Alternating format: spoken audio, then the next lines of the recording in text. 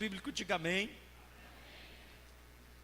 Evangelho de Lucas, capítulo 15. E chegavam-se a ele todos os publicanos e pecadores para o ouvir. E os fariseus e os escribas murmuravam, dizendo: este recebe pecadores e come com eles. E eles lhes propôs esta parábola, dizendo: que homem dentre vocês, tendo uma ovelha, tendo 100 ovelhas e perdendo uma delas, não deixa no deserto as 99 e não vai após a perdida até que venha achá-la? E achando-a, põe sobre os seus ombros.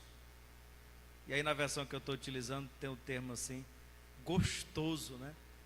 Ali tem o termo rejubilando. Versículo 6.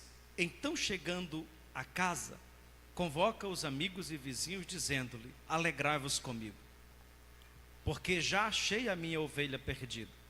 Digo-vos que assim haverá mais alegria no céu por um pecador que se arrepende, mais do que por 99 justos que não necessitam de arrependimento. Versículo 8. Ou qual é a mulher que, tendo 10 dracmas, se perdeu uma dracma, não acende a candeia, varre a casa e busca com diligência até achar?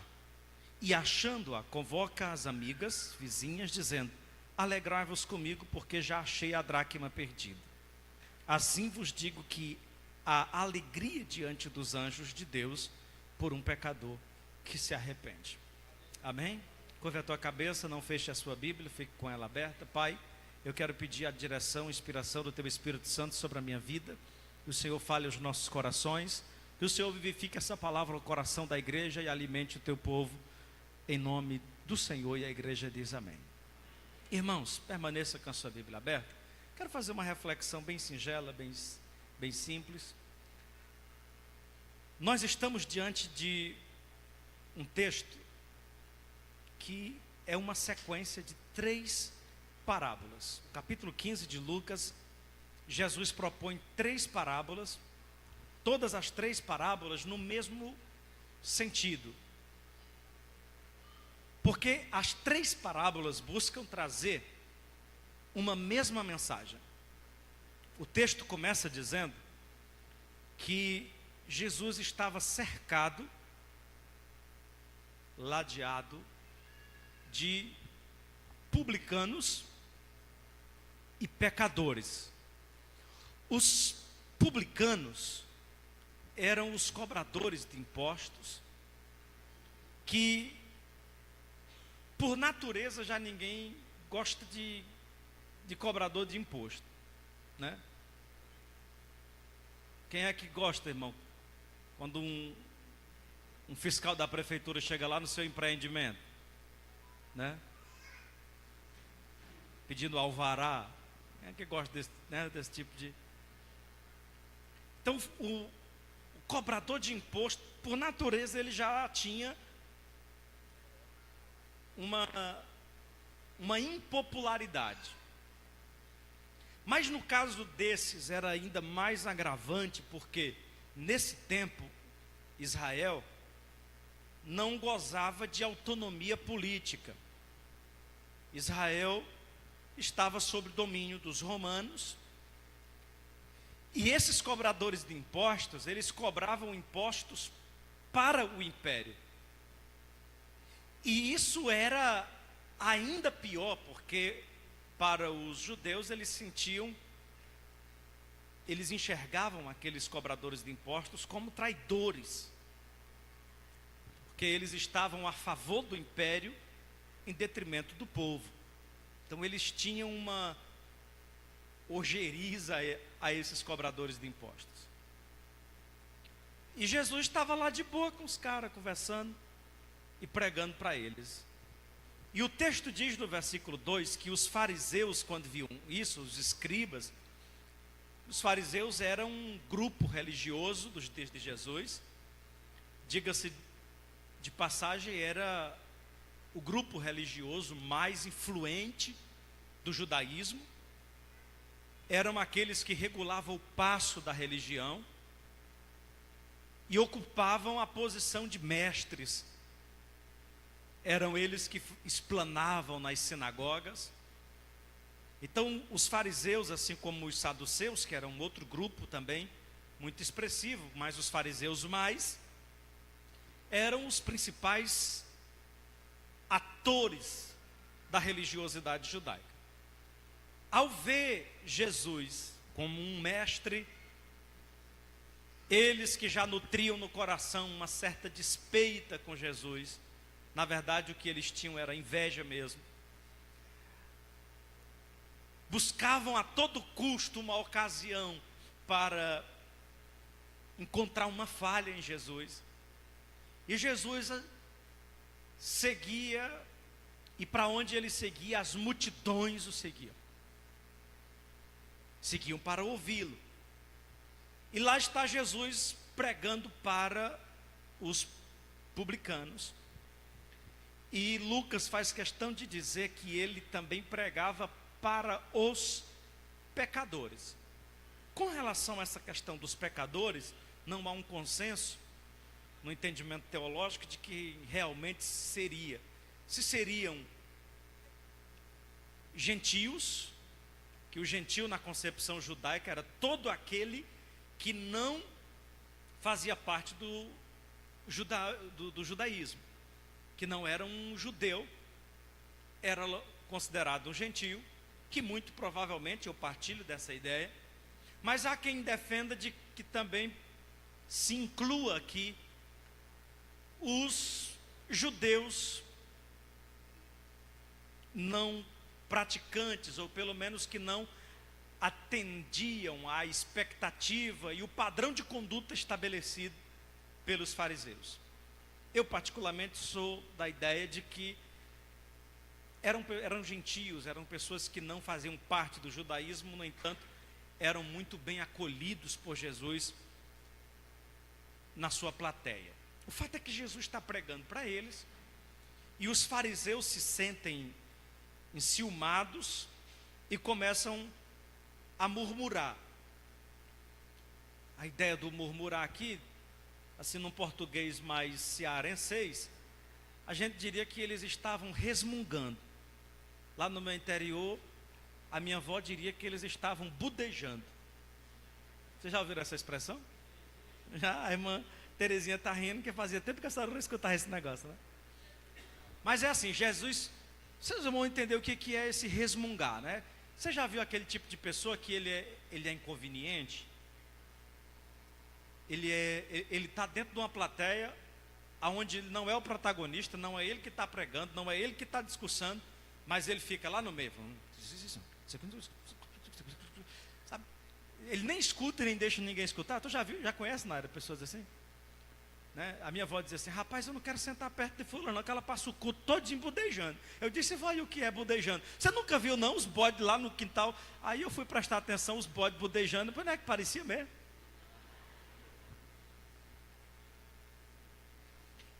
Então os fariseus estão lá resmungando. O termo mais apropriado é esse mesmo, é murmurando,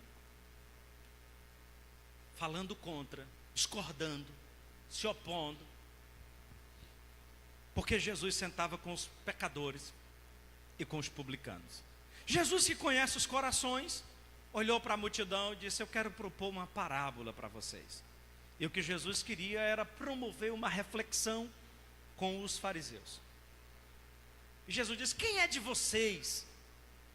E ele está ali, irmãos, a região da Galileia, pregando, uma região onde a prática do pastoreio era muito comum ali. Isso era do dia a dia daqueles homens. Eles eram acostumados com aquela prática, eles sabiam que era aquilo no dia a dia. Jesus disse: quem é o homem? Ou seja, quem é de vocês que, tendo 100 ovelhas, no final do dia você percebe que uma está faltando? Quem é o homem que não deixa as 99 e vai em busca da ovelha que está perdida? procura até achar, e achando põe nos seus ombros, traz, e quando chega ainda chama os vizinhos e diz assim: se alegre comigo, porque eu encontrei minha ovelha perdida. Em outras palavras, Jesus estava querendo dizer aos fariseus, falou: vocês estão indo para o templo, vocês estão orando, vocês estão lendo a Escritura, esses aqui, os publicanos e os pecadores, não estão fazendo nada disso, são as ovelhas perdidas. Então convém que eu venha aqui buscar essas ovelhas perdidas. Vocês não têm coragem de vir, eu estou vindo. Ele conclui esse entendimento no versículo 7, dizendo assim: ó, digo-vos que assim haverá mais alegria no céu por um pecador que se arrepende, do que por 99 justos que não necessita de arrependimento. É isso que Jesus está dizendo. E ele diz isso claramente em outras ocasiões. Quem está sadio não precisa de médico. Quem precisa de médico são os doentes. Então Jesus, ele percebe que ele conseguiu com essa parábola alcançar parte da plateia. Todos os homens entenderam o que Jesus estava falando. Mas Jesus tinha algo inédito, que nem todos os mestres da época tinham em suas plateias. Jesus tinha. Ele tinha a presença do público feminino. Era muito comum se levantar mestres, principalmente naquele tempo de Jesus, com a influência da cultura helênica, que é a cultura grega, difundida pelo mundo da época, que era, todo mundo queria surfar na onda da filosofia. Então era muito comum, sempre que alguém tinha uma mensagem nova, ele atraía alguns adeptos, algumas pessoas para ouvirem. E Jesus, diferente dos demais mestres, ele tinha na sua plateia um público que não era muito comum, dada a cultura da época, porque o ambiente das mulheres era mais o ambiente doméstico. As mulheres não tinham muito essa liberdade de saírem, de estar presente aonde estava a multidão dos homens. Isso era assunto para os homens, as mulheres tinham o seu lugar. E o seu lugar era, de certa forma, discriminado. Mas na plateia de Jesus tinha muitas mulheres. E aí Jesus, com a intenção de alcançar as mulheres, ele propõe uma segunda parábola com a mesma mensagem. Aí ele diz: ou qual é a mulher? Aí as mulheres tudo param para ouvir, porque agora ele vai falar a língua delas. Que tendo 10 dracmas e perdendo uma, não acende uma lâmpada. E aí quando Jesus fala de acender a lâmpada, não necessariamente porque fosse à noite. A casa das mulheres beduínas eram umas casas pequenas. Era um quadrado onde morava toda a família, normalmente com uma porta, igual a casa de João de Barro. Era só uma porta, né? Não tinha janelas. Hoje a gente está com as casas tudo cheio de janela, de vidro, vidraçaria. Tem umas que você bota o vidro, depois tem que botar uma cortina para poder dormir, senão o sol fica lá dentro. Lá em casa eu tive que botar, foi uns fumê nas portas de vidro. Botei um adesivo assim, não é nem um fumê, eu botei, foi um adesivo preto mesmo, porque o sol nasce primeiro lá em casa, depois é que ele sai para fora. A gente acorda às 5 horas da manhã. Mas aquelas casas não eram assim. As casas eram escuras. Só abrir a porta não seria o suficiente. Então ela acendia uma lâmpada, varria a casa, tirar a poeira. Não era casa com cerâmica, com porcelanato, eram casas do chão batido. Então ela estava ali procurando uma dracma, que era uma moeda grega, e que em muitos casos elas eram também utilizadas como forma de adereço, como uma espécie de um colar. E às vezes as pessoas utilizavam essas moedas, faziam uma espécie de colar, de adereço, para dar de presente para as mulheres. E elas usavam, como hoje se usam uma pulseira, tem as pulseirazinhas que é cheia de bolinha, né? Tal, as mulheres usavam, algumas usavam aqueles colar, normalmente se dava de presente. E normalmente isso no período do namoro, o noivo, para ir encantando a noiva, ele mandava fazer um colar com dracmas, né? Com aquelas moedazinhas, e dava de presente. O que possivelmente era a realidade dessa que Jesus está expressando.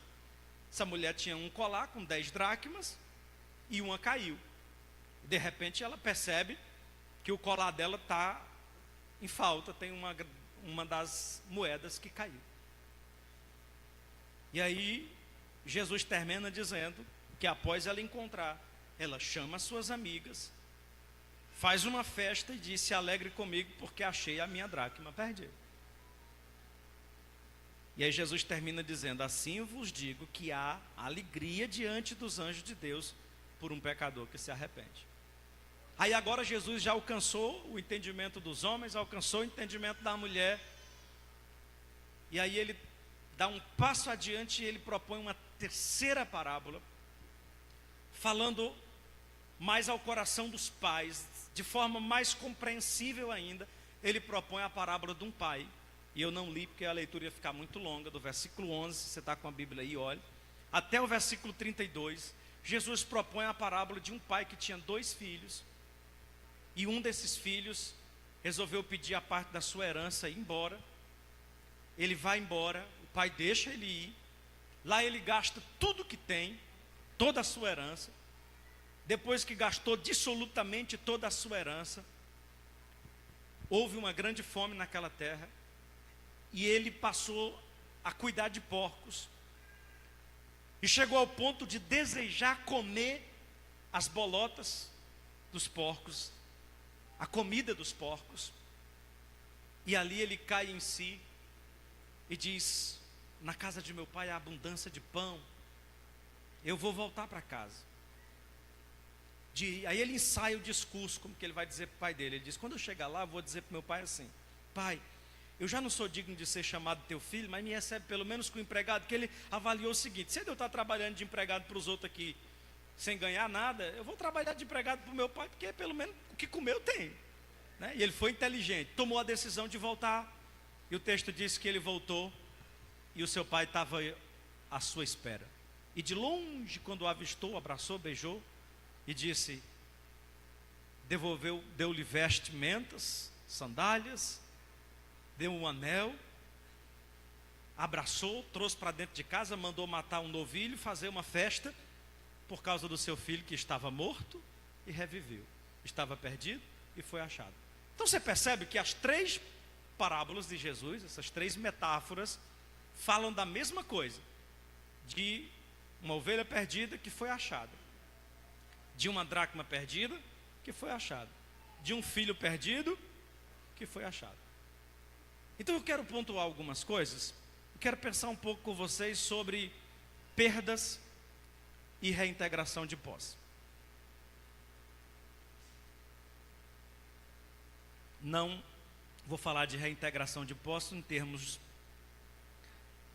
jurídicos, mas vou falar de reintegração de posse em termos espirituais. Perdas e reintegração de posse. A primeira lição que esse texto nos traz, irmãos, é que toda perda, ela deve ser considerada. Toda perda deve ser considerada.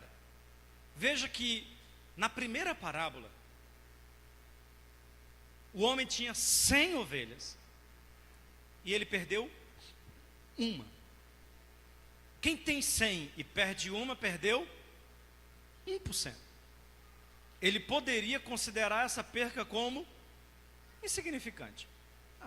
Vou dobrar os meus joelhos e vou agradecer a Deus pelas 99 que ficou. Obrigado, Deus, porque perdi uma, mas ainda tem 99. Ele não se conforma. Ele não se conforma com a perda, e ele põe as 99 em um ambiente, creio eu que seguro, para que elas não se dispersassem também, uma questão óbvia.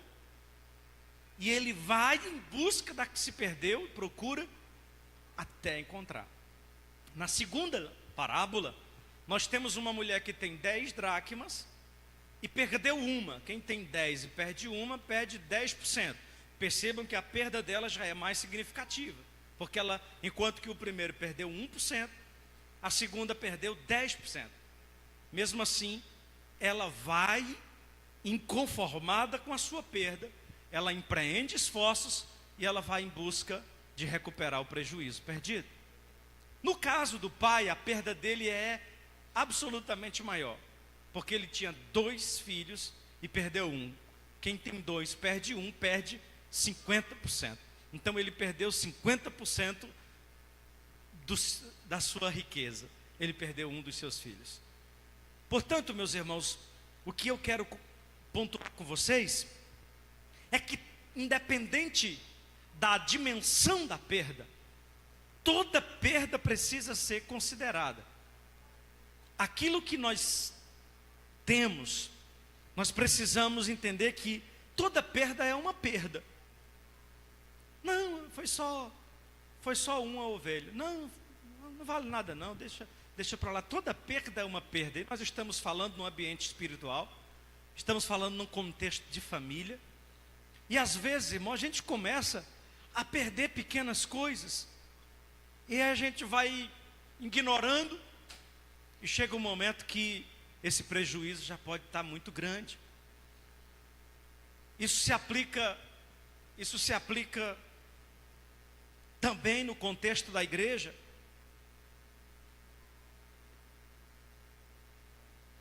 Eu nunca tive coragem, nesses meus quase 15 anos de ação pastoral, de olhar para o rebanho do Senhor e dizer, como eu já vi alguns dizer, que a porta da frente é a serventia da casa. Irmão, porque toda perda, ela é uma perda. A coisa melhor que tem, Genésio, é receber carta de mudança. É bom demais. Mas a coisa pior que tem na ação pastoral é assinar a carta de mudança. Mas você não quer orar mais um pouquinho? Você tem certeza? Não, pastor, é que eu estou indo mudar para outro bairro, mas não dá para vir não. Dê um jeitinho, nem que você venha só no domingo. Que toda perda é uma perda. E aí, meus irmãos, a gente precisa ter cuidado, porque essa perda, ela pode ser progressiva. O primeiro perdeu 1%, o segundo já perdeu 10%, o terceiro perdeu 50%. E aí, se você não cuidar de tratar no início, essa perda ela pode ir progredindo. Às vezes, eu vou começar a aplicar para você entendendo em outros aspectos. Às vezes essa perda, ela pode começar numa pequena falta de respeito, sabe? Você pode começar perdendo o respeito. Aí você releva. Aí daqui a pouco há uma progressão. Daqui a pouco há uma progressão. Daqui a pouco, meu irmão, se você não tiver cuidado, o respeito já está zero. Porque às vezes é uma criança, é um adolescente. Às vezes é o respeito entre o marido e a mulher, que começa às vezes com uma palavrazinha de deboche, com uma brincadeirinha, né? Às vezes é uma brincadeirinha de mau gosto. Se você não cortar logo no começo, irmão, aí daqui a pouco vai evoluindo, aí vira uma piada. Às vezes é uma brincadeirinha em casa, às vezes começa a fazer na frente dos parentes, aí vai evoluindo, daqui a pouco está te humilhando em público. É uma perda progressiva. Os irmãos estão entendendo como isso vai se aplicando em outras áreas? Às vezes é uma adolescente em casa, que um dia bateu a porta, como diz lá no meu interior, bateu a porta com força. Deixe não, meu irmão. Não deixe não, porque hoje ele bate a porta, amanhã ele quebra. E se você não tiver cuidado, daqui um dia ele te bota para fora de casa. Você vai perdendo o respeito. Diga comigo mais uma vez: toda perda deve ser considerada. E aí você pode compreender isso, esse princípio da palavra, irmão, você pode compreender ele nos mais diversos aspectos da vida. nos mais diversos aspectos da vida, que você vai abrindo mão, e essa perda ela pode ir crescendo. Nós percebemos nas três situações, que essas perdas, elas não foram só materiais. Tratavam-se, irmão Ferreira, de perdas simbólicas. O primeiro que perdeu a ovelha, o pastor, ele não perdeu só uma ovelha, irmão. Ali havia um sentimento incluso. Ele perdeu a sua criação. Não é assim que a gente chama? Você chega no interior, não, eu vou ali buscar minhas criação. É criação. E o termo é apropriado, é criação. Não, lá eu acho interessante é que os irmãos contam só a cabeça, o corpo não importa. Eu tenho tantas cabeças de criação. Mas a ideia de criação é que existe ali um valor agregado, de cuidado. Existe um relacionamento. Irmão, você cria um pet, você se apega com ele. Você cria um gato, você se apega com ele. Você cria uma calopsita e você se apega com ela. E eu tenho um primo que se apegou foi com a cobra. Cria uma jiboia, apaixonado pela jiboia. Então tu imagina que aquele pastor, em relação àquela ovelha, havia um sentimento ali. E é por causa desse sentimento que ele vai buscá-la. Porque há um sentimento, há um valor simbólico. Por isso a perda ela deve ser considerada, porque não se trata apenas de uma perda material, há um valor simbólico. A mulher perdeu uma dracma, mas aquela dracma não era só uma moeda.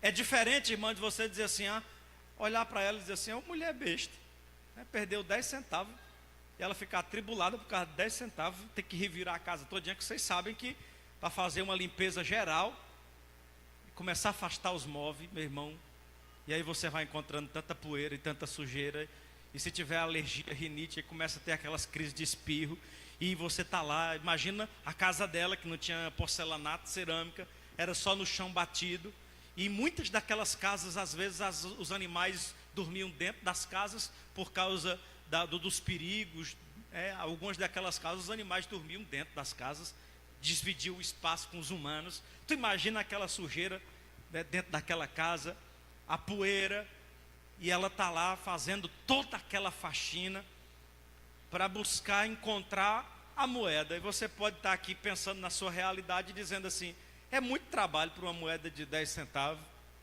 de 50 centavos. Eu deixava lá, um dia eu acho. Mas aquela moeda para ela tinha um valor simbólico. Porque aquela moeda fazia parte de um colar, de um adereço, que possivelmente fosse um presente do seu marido, do tempo de namoro. Tinha algum significado, um sentimento e um valor simbólico agregado ali.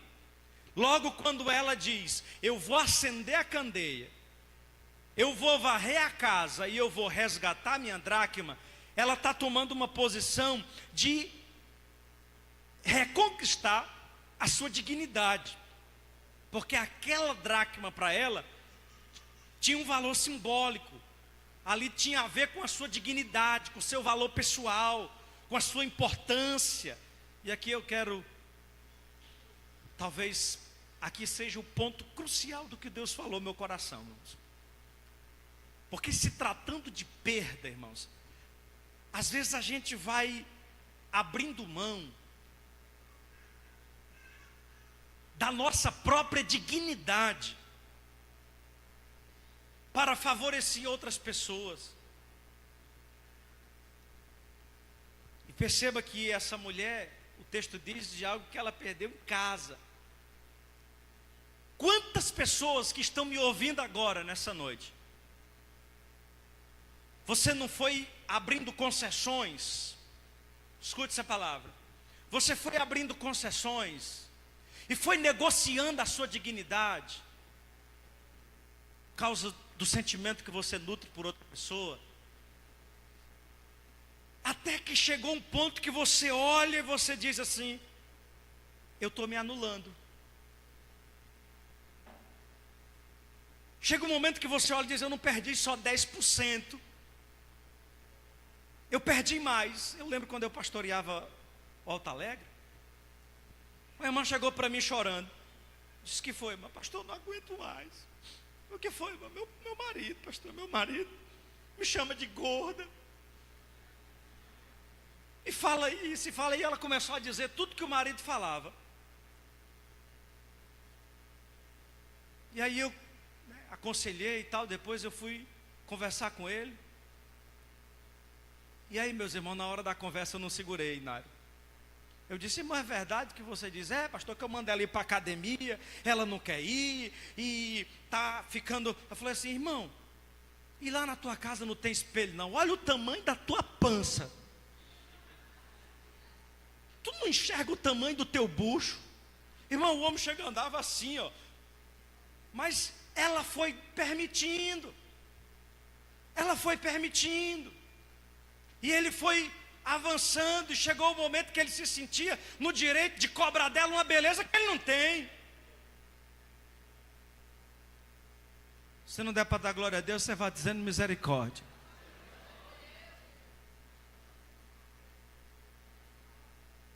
Eu queria que as irmãs levantassem a mão e dissessem assim: hoje é uma noite de reintegração de posse. Hoje eu quero que você reintegre a sua dignidade. Porque é óbvio, meu irmão, que eu não estou aqui semeando e levantando um contra o outro. Eu estou falando de pessoas que às vezes se anulam. Se anulam. Eu estou com vontade de dizer um negócio aqui, estou com vergonha de dizer. Não sei se eu diga. Rapaz, não, melhor não dizer.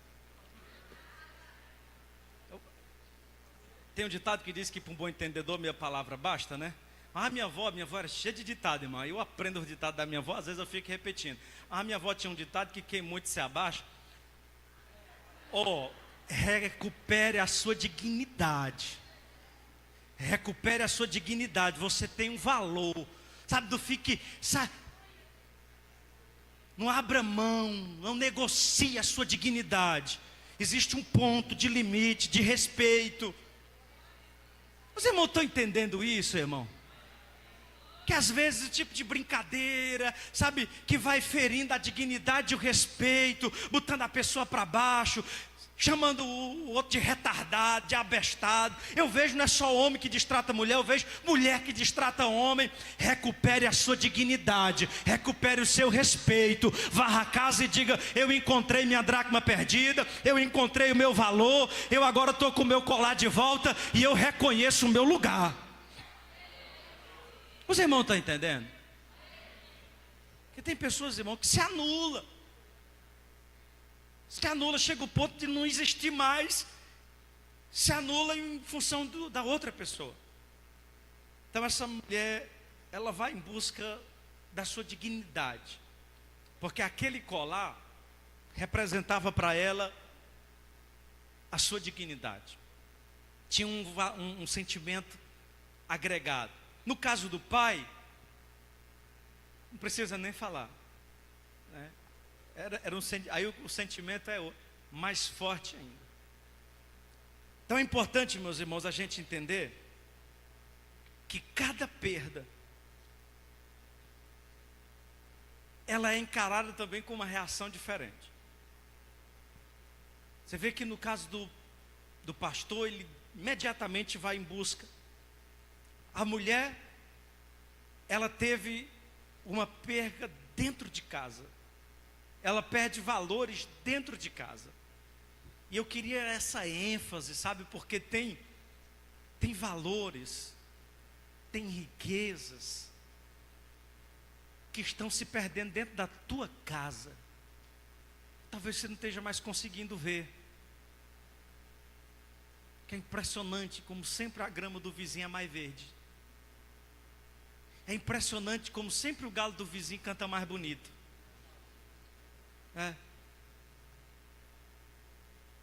Às vezes há uma dificuldade de fazer um elogio em casa, né? Mas aí faz um elogio lá fora. Não tem coragem de chegar para a esposa e dizer assim: mulher, como você está linda. Você enche os meus olhos. Ô mulher bonita. Eu já disse para você isso hoje, 2 vezes. Mas se você quiser eu digo de novo. Mas, às vezes, irmão, o marido não consegue mais enxergar a beleza que tem dentro de casa. Aí, às vezes, ele fica achando bonito a grama do vizinho. Irmão, não fica cobiçando a grama do vizinho, não. Agoa a tua. Tem algum glória a Deus aí perdido? É só aguar a tua, né? Não é, né? A goa que ela fica bem verdinha também. Tem uns cabas mesmo que são até dentro da igreja tem também, tem uns cabas gaiatos. Seja gaiato não, irmão. Aí o camarada dentro de casa não faz elogiar a mulher. Aí quando chega lá na empresa, aí olha, aí fala assim, para a colega de trabalho, falou assim: você está muito bonita, viu? Essa roupa ficou bem em você. Ah, sem vergonha.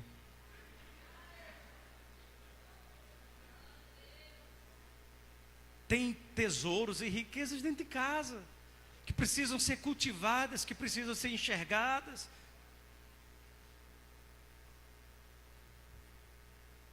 Quantas pessoas estão tão dedicadas ao trabalho, ao dinheiro, querendo construir fortuna, e abandonam os filhos em casa. A maior riqueza está dentro de casa. A maior riqueza está dentro de casa. Vocês estão entendendo? Precisamos acender a lâmpada, voltar os nossos olhos para dentro de casa e buscar resgatar riquezas que estão dentro de casa.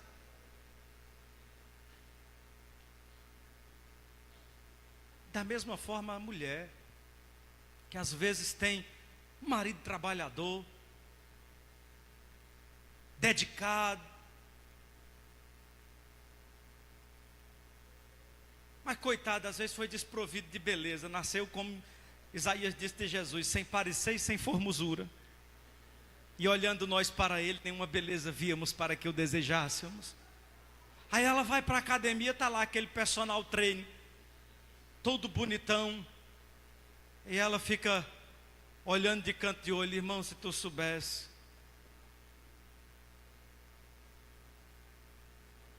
dia desse eu tenho um colega meu que trabalha com um negócio de pintura de carro, e aí eu disse: irmão, ele não foi passar a maquininha dele com juros lá em cima, eu estou terminando.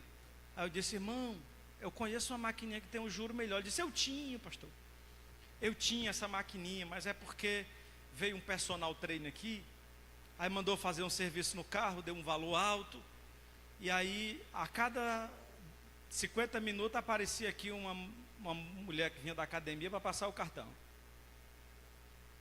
E aí vinha uma, passava o cartão. Ó, cadê a conta do fulano? Eu vou passar tanto. Aí daqui a pouco chegava outra, passava tanto. Aí as mulheres, era a namorada que ele tinha lá na academia. Aí pagaram a conta dele todinha. Só que quando foi no outro dia, aí tudinho descobriram que ele tinha um bocado. Aí estornaram os cartões, tudo, foi aquele ribuliço, ele perdeu a maquininha, o direito de usar a maquininha. Irmã, cuide do teu bichinho que é teu, Jesus te deu. Amém, irmão? Cuide dele, zele, ajeite que ele vai ficar mais bonito, arrume ele bem direitinho, passe a roupa dele, deixe ele bem ajeitadinho. Se mesmo assim não se ajeitar muito, tu profetiza, diga: amor, tu tá lindo. Pela fé, tu levanta o ego dele, anima ele, né? Aí diz igual Salomão: ainda que alguém desse toda a fazenda de sua casa por esse amor, certamente eu desprezaria. Meu irmão, ele vai encher o peito também. Amém, irmão? Dê um toque na pessoa perto de você e diga assim: tem riqueza se perdendo dentro de casa.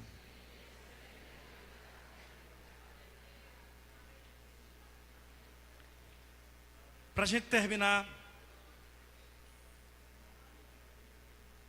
eu demorei muito nesse primeiro ponto, irmão, que eu falei para vocês que toda perda, ela deve ser considerada. Mas deixa eu aplicar pelo menos o segundo ponto da mensagem. Segundo lugar, nós precisamos entender que tem perdas que é inevitável. Diga assim comigo, tem perdas que é inevitável. Tem coisas, irmãos, que você não consegue evitar. Você corre o risco.